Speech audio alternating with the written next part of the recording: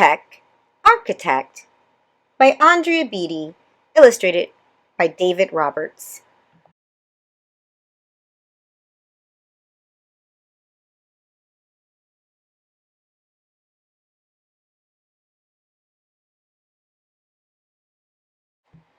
Young Iggy Peck is an architect, and has been since he was 2, when he built a great tower in only an hour with nothing but diapers and glue.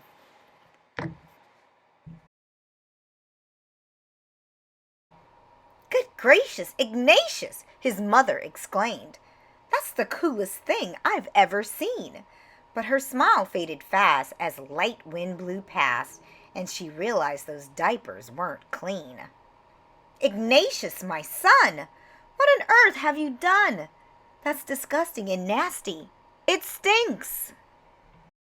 But Iggy was gone. He was out on the lawn, using dirt clods to build a great sphinx.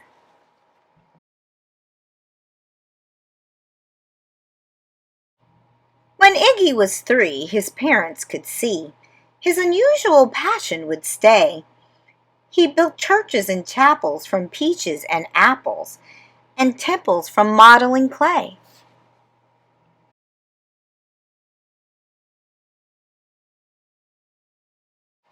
At dinner one night, to his father's delight, Iggy got a bright gleam in his eyes, and out on the porch built a St. Louis arch from pancakes and coconut pie.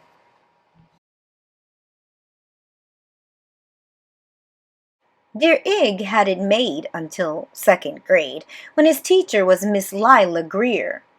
On the very first day she had this to say: "We do not talk of buildings in here."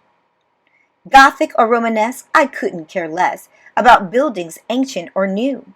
She said in her lecture about architecture that I had no place in grade 2. That might seem severe, but she was sincere, for when she was no more than 7, she'd had a great fright at a dizzying height in a building so tall it scraped heaven.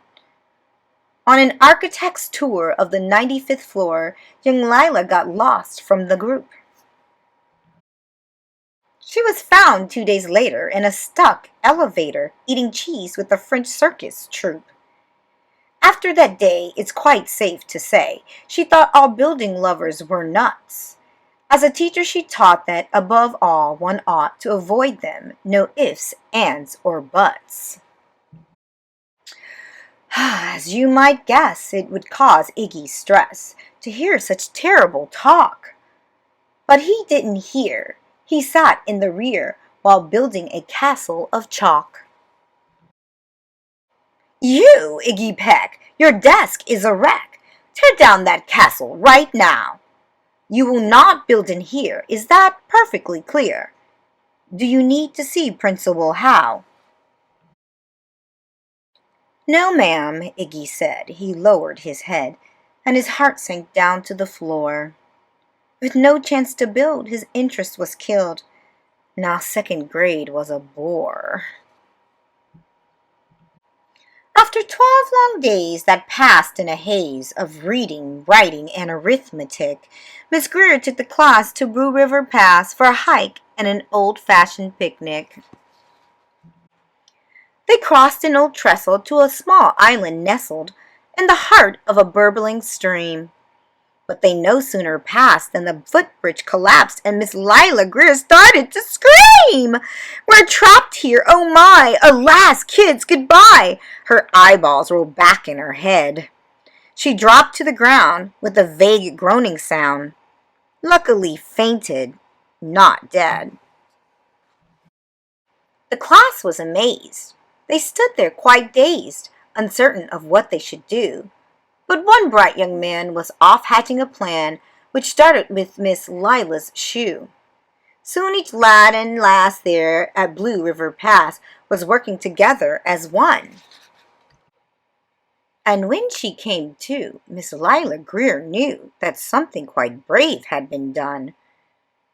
She looked in the air and saw hanging there a structure with cables and braces, and on the far side, beaming with pride, were 17 smiling young faces.